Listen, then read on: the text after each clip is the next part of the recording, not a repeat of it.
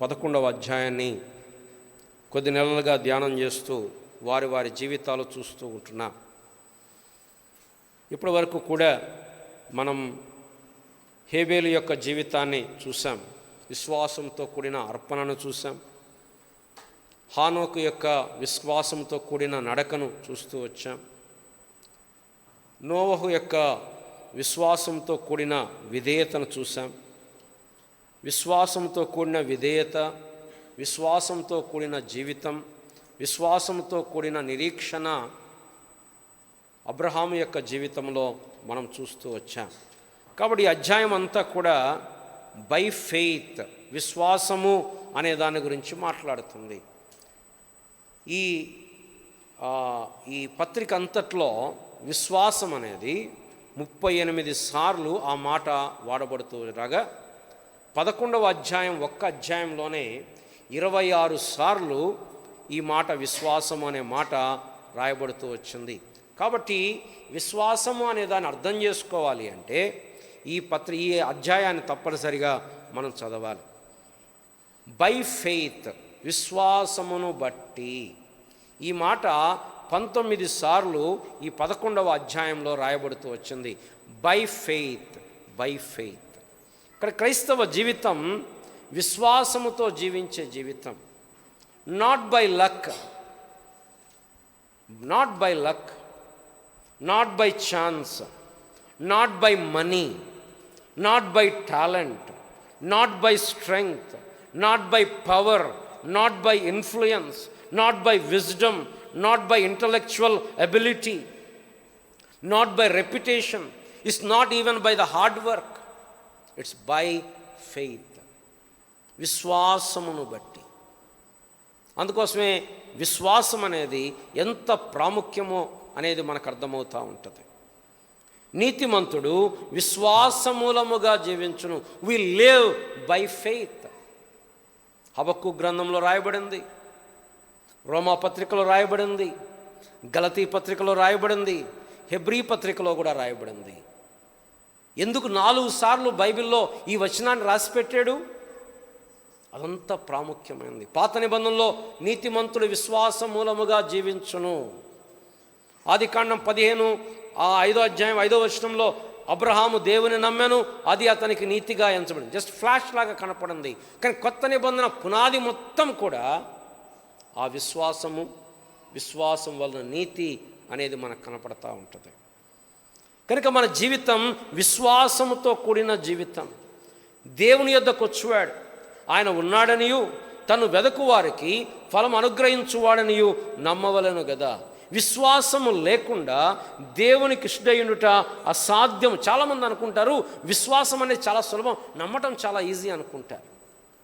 నమ్ముతున్నాను అని చెప్పడం చాలా సులభం, కానీ నమ్మటం సులభం కాదు. నమ్ముతున్నాను అని చెప్పడం సులభం, నమ్మటం కష్టం. మనం నమ్మలేం, ఎవరిని పడితే వాళ్ళు నమ్మలేం. ఏ వార్తను పడితే ఆ వార్తను మనం నమ్మలేం, మనం ఎరిగితే తప్ప నమ్మలేం. కానీ విశ్వాసం అనేది క్రైస్తవ జీవితంలో ఒకే ఒక్క మార్గం ప్రభు దగ్గరికి రావటానికి, ప్రభువును సంతోషపెట్టడానికి, ప్రభువును ఆనందింపజేయటానికి. ప్రభువు మన బలమును చూచి ఆనందించేవాడు కాదు. గుర్రముల బలమునందును నరుల కాలి సత్తువయందు ఆయన ఆనందించేవాడు కాదు. మన ఆస్తిపాస్తులను చూసి ప్రభువేమి అబ్బా నా పిల్లలంత ఆస్తిపాస్తులు ఉన్నాయి అని ఆనందించేవాడేమి కాదు. దేని బట్టి ఆనందిస్తాడు అంటే మన విశ్వాసమును బట్టి. యేసు ప్రభువారు ఈ లోకంలో సంచరిస్తున్నప్పుడు కూడా ఏం రాయబడింది? వారి విశ్వాసమును చూచి, వారి విశ్వాసమును చూచి, వారి విశ్వాసమును చూచి. దేవుడు ఏం చూస్తున్నాడు ఒక మనిషిలో అంటే, మొట్టమొదట దేవుడు ఒక మనిషిని దర్శించినప్పుడు ఆ మనిషిలో ఉన్న విశ్వాసాన్ని చూస్తున్నాడు. ఆ విశ్వాసమును బట్టి ఆయన ఆనందించే దేవుడు. మనం ఎంతగా ఆయనను నమ్మితే, మనం ఎంతగా ఆయన మీద ఆధారపడితే, ఎంతగా ఆయన మీద ప్రభువా నువ్వు తప్ప నాకు వేరేది లేదు అని చెప్పి ఆయన హత్తుకుంటే అంతగా ఆయన ఆనందించేటువంటి దేవుడు, మనకు సహాయపడేటువంటి దేవుడు. చాలాసార్లు ఇదే కష్టమైనటువంటి సంగతి. విశ్వాసం అనేది ఎంత మాట్లాడుకుంటామో సాతానుడు దాడి చేసేది కూడా దాని మీదనే. కాబట్టి ఈ గ్రంథం యొక్క ఈ ముఖ్యంగా హెబ్రీ పత్రిక యొక్క థీమ్ ఏంటంటే విశ్వాసం. ఎందుకు ఈ సంగతులు రాసి పెట్టాడు? హేబేలు, ఇస్సాకు, యాకోబు, అబ్రహాము, నోవహు, హానోకు ఎందుకు రాసి పెట్టాడు? మన ఎదుట ఉంచబడిన పందెములో ఓపికతో పరిగెత్తాలి. ఎవరి వైపు చూస్తూ? విశ్వాసమునకు కర్తయు దాన్ని కొనసాగించువాడైన యేసు వైపు చూచు. ఏ మొదలుపెట్టి సులువుగా చిక్కులబెట్టు పాపమును ప్రతి భారమును విడిచిపెట్టి. ఏంటి సులువుగా చిక్కులు పెట్టే పాపం? అవిశ్వాసము. సాతానుడి ప్రయత్నమంతా కూడా ఏంటంటే మన విశ్వాసానికి తూట్లు పొడవాలి. కష్టముల ద్వారా, శ్రమల ద్వారా, పరిస్థితుల ద్వారా, మనుషుల ద్వారా మన విశ్వాసాన్ని తూట్లు పొడవాలి. కాబట్టి ప్రయత్నం అంతా కూడా అదే. కానీ ఈ లేఖనాల్లో చెప్పబడుతుంది విశ్వాసం అనేది మనం దీన్ని బట్టే జీవిస్తాం.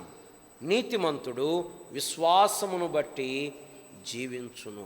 ఇంకా వేరేది ఏది లేదు, ఇంకా వేరేది లేదు. నీతిమంతునికున్న ఏకైక ఆధారం దేవుని యందలి విశ్వాసం. చాలామంది ఏమనుకుంటున్నారు? మేము డబ్బును బట్టి బ్రతుకుతున్నాం అనుకుంటున్నారు. కొంతమంది అనుకుంటున్నారు మా ఆరోగ్యాన్ని బట్టి బ్రతుకుతున్నాం అనుకుంటున్నారు. కానీ ఇవేవి మనల్ని నడిపించలేవు. కేవలము విశ్వాసము మాత్రమే. బైబిల్ ఏం సెలవిస్తుంది? మనం విశ్వాసమును బట్టి బ్రతుకుతున్నాం. మనం ఎలా రక్షించబడ్డాం? విశ్వాసము ద్వారా, కృపచేత we are saved by faith. Ephesians 2:8, ఎఫెసీ 2:8. విశ్వాసము ద్వారా కృపచేత రక్షించబడ్డాం. మనం ఎలా నీతిమంతులుగా తీర్చబడ్డాం? రోమా 5:1. విశ్వాసం మూలమున నీతిమంతులముగా తీర్చబడి. విశ్వాసము ద్వారా రక్షణ, విశ్వాసము ద్వారా నీతిమంతులముగా తీర్చబడుట. విశ్వాసం వలన నీతిమంతులుగా తీర్చబడటం మాత్రమే కాదు, నీతిమంతులుగా తీర్చబడటం ఏంటి? డిక్లరేషన్. బట్ నీతిని సంపాదించుకోవటం. ఫిలిప్పీలకు రాయబడిన పత్రిక 3వ అధ్యాయంలో పౌలు గారు అంటాడు అక్కడ, విశ్వాసం ధర్మశాస్త్రం వలనైన నా నీతిని కాక విశ్వాసము వలనైన నీతిని సంపాదించుకొనుటకు. చూస్తారా ఫిలిప్పీ పత్రిక ఎన్నో వచనమన్నా? 9వ వచనము, 3:9. క్రీస్తును సంపాదించుకొని ధర్మశాస్త్ర మూలమైన నా నీతిని కాక విశ్వాసం వలనైన నీతిని, అనగా కాబట్టి విశ్వాసమును బట్టి దేవుడు నీతిమంతులుగా ప్రకటించడం మాత్రమే కాదు, మనల్ని నీతి అనుగ్రహిస్తూ ఉన్నాడు. We are saved by faith, we are justified by faith, we have become righteous by faith, we obtain that righteousness. విశ్వాసమును బట్టి మనం దేవుని పిల్లలమయ్యాం. గలతీయులకు రాయబడిన పత్రిక 3వ అధ్యాయం 26వ వచనం, మీరు విశ్వాసము వలన దేవుని కుమారులై ఉన్నారు. విశ్వాసమును బట్టి జీవిస్తూ ఉన్నాం. విశ్వాసమును బట్టి దేవుడు మనల్ని పవిత్రపరుస్తున్నాడు, ప్రతిష్ఠ చేస్తూ ఉన్నాడు. చూడండి అపోస్తల కార్యములు 15వ అధ్యాయం 9వ వచనం. అపోస్తల కార్యములు 15వ అధ్యాయం 9వ వచనం. విశ్వాసము వలన పవిత్రపరచి. చాలమ్మా. అపోస్తల కార్యములు 26వ అధ్యాయం 18వ వచనం. 26వ అధ్యాయం 18వ వచనం. అక్కడ మధ్యలో ఉంది చూడన్నా, నేను చదువుతాను, గమనించండి. నాయందలి విశ్వాసము చేత పాపక్షమాపణను పరిశుద్ధపరచబడిన వారిలో స్వాస్థ్యమును పొందునట్లు. ఇది ఇంగ్లీష్లో ఇలా లేదు. ఇంగ్లీష్లో చదువుతావా? ఉందా? అపోస్తల కార్యములు 26:18. ఇంగ్లీష్లో ఏముందంటే, విశ్వాసము చేత పాపక్షమాపణను పరిశుద్ధపరచబడి వారిలో స్వాస్థ్యము పొందునట్లు. కానీ విశ్వాసము ద్వారా మనం పరిశుద్ధపరచబడుతున్నాం, ప్రతిష్ఠింపబడుతూ ఉన్నాం. మనం విశ్వాసమును బట్టి నడుస్తూ ఉన్నాం.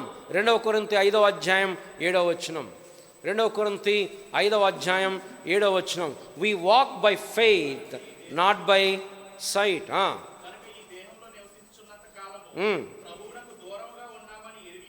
ఎల్లప్పుడూ ధైర్యం గలవారమై ఉన్నాము. ఇట్లు ధైర్యం కలిగి ఈ దేహమును విడిచిపెట్టి ప్రభువునందు నివసించుటకు ఇష్టపడుచున్నాము. కావున దేహమందున్నను దేహమును అన్న పైన పైన పైన పైన 6వ వచనం, ఇంగ్లీష్ టు తెలుగు రాసుకుంటాం కదా, అది కన్ఫ్యూజ్ అయిపోయింది. వెలుచూపు వలన కాక విశ్వాసం వలననే నడుచుకొంచున్నాము. ఇంతవరకు ఏం చూసాం? విశ్వాసం ద్వారా రక్షించబడ్డాము, నంబర్ 1. నంబర్ 2, విశ్వాసము ద్వారా నీతిమంతులముగా తీర్చబడ్డాము.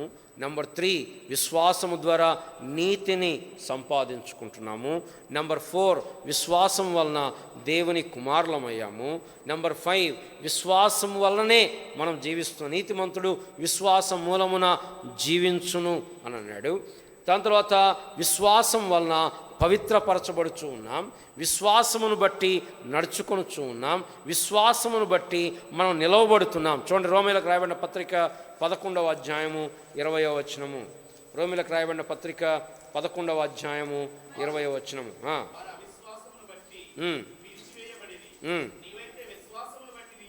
విశ్వాసమును బట్టి నీవు నిలిచి ఉన్నావు. We stand by faith. ఇంకో చోట కూడా రాయబడింది, విశ్వాసమును బట్టి మనం నిలబడ్డాము అని. అంతేకాదు, విశ్వాసమును బట్టి మనం దుష్టుని ఎదిరిస్తాం. చూడండి, 1 పేతురు 5వ అధ్యాయం 9వ వచనం. 1 పేతురు 5వ అధ్యాయం 9వ వచనం.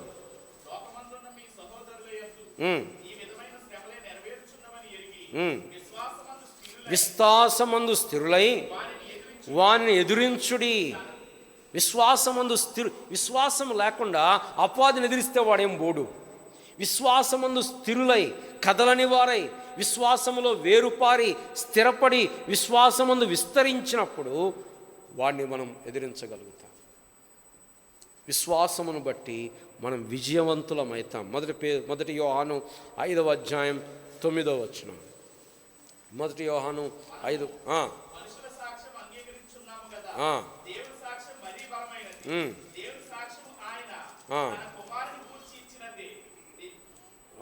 కాదన్న, ఇది కొంచెం ఇంగ్లీష్ అటు ఉంది కదా, నేను చదువుకోండి.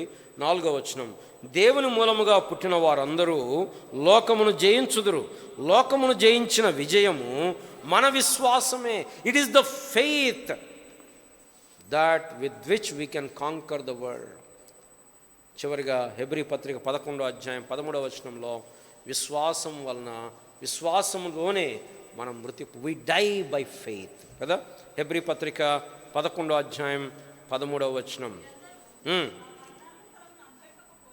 లాస్ట్గా విశ్వాసము గలవారై మృతి నొందిరి. ఎక్కడ ఆరంభించాం?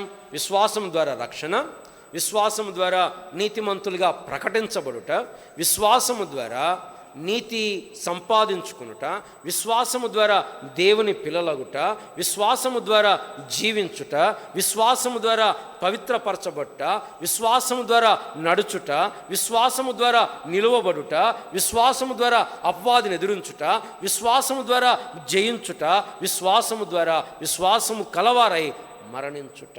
మన జీవితానికి ఇంకొక మార్గం లేదు.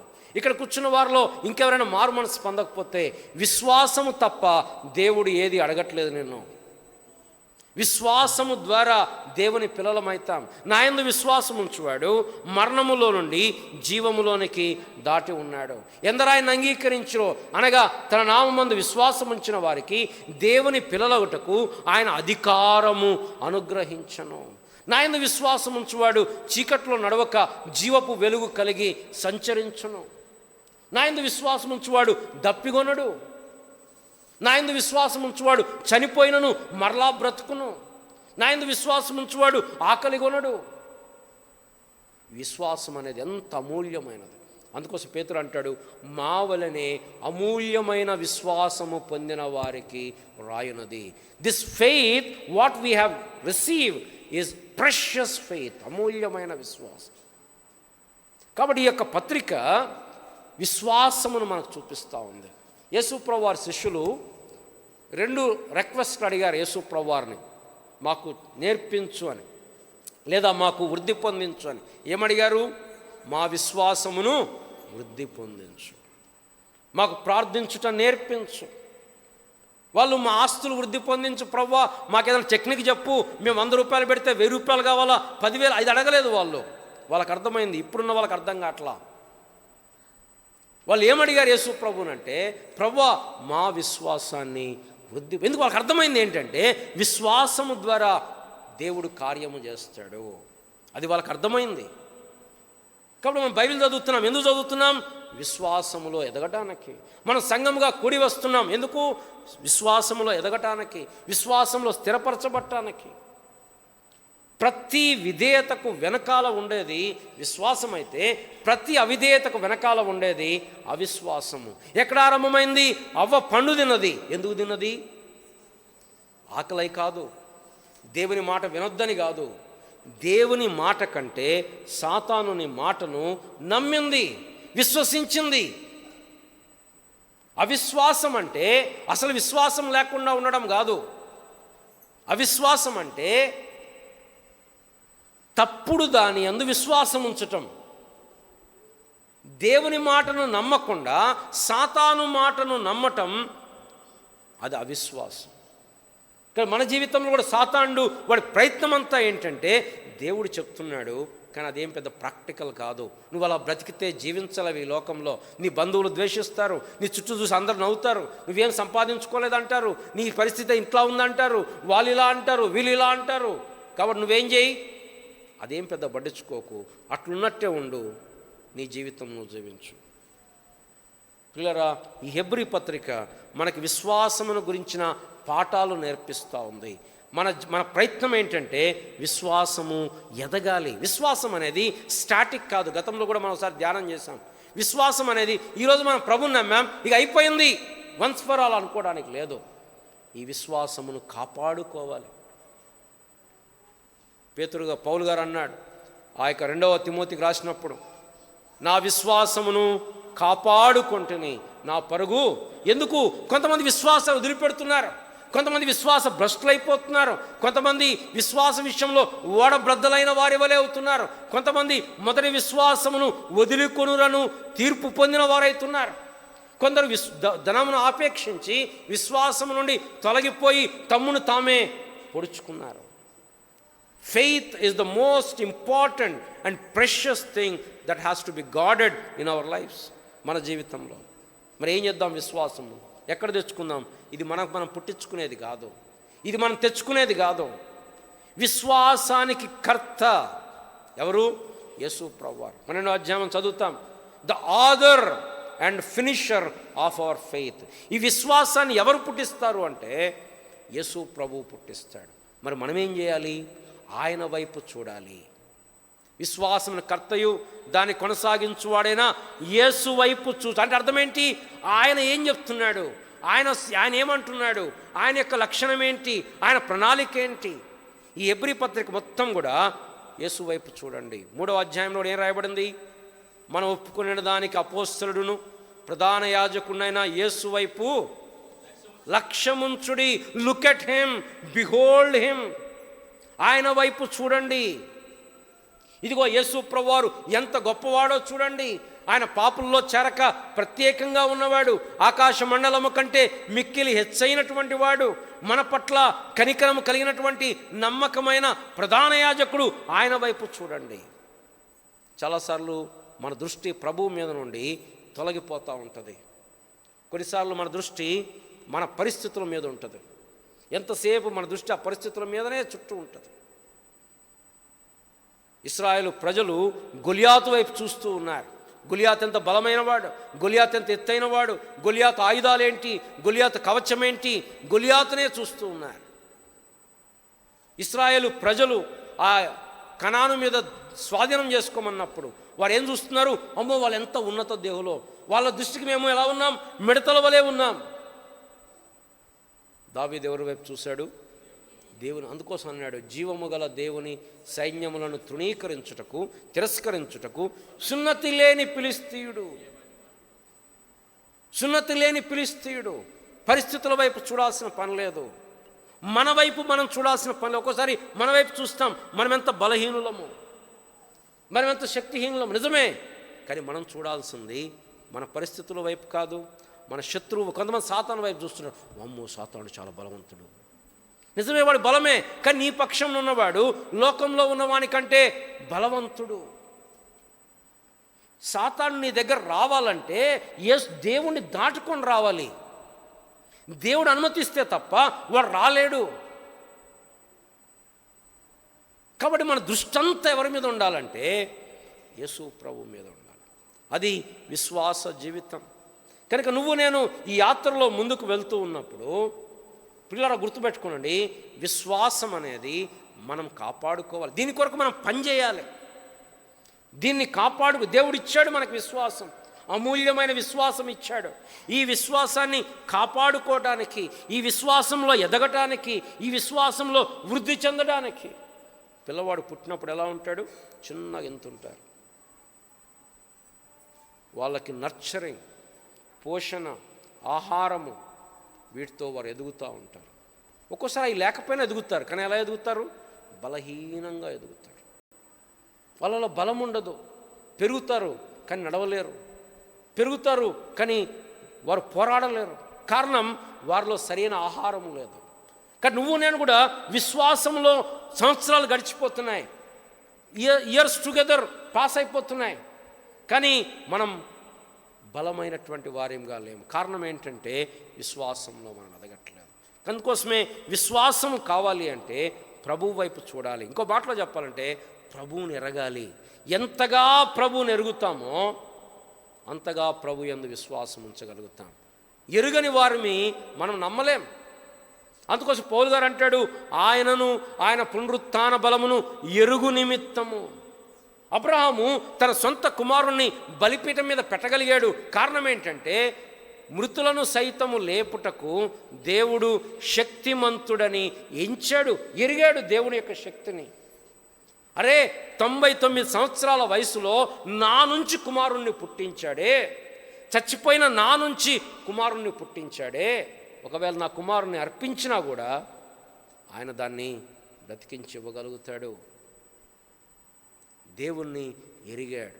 ఇక్కడ మన గమ్యం ఏంటి అంటే దేవుణ్ణి ఎరగటం.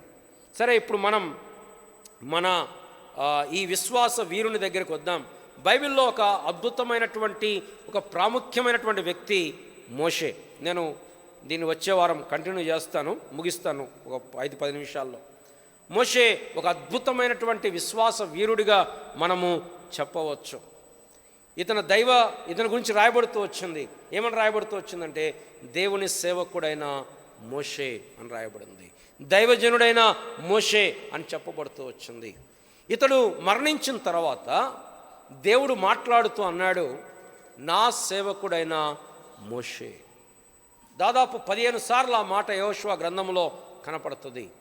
అంటే యెహోషువ గ్రంథం ఎప్పుడు రాయబడింది? మోషే చనిపోయిన తర్వాత. యెహోషువతో దేవుడు మాట్లాడుతూ అంటాడు, మామూలుగా ఏమనొచ్చు?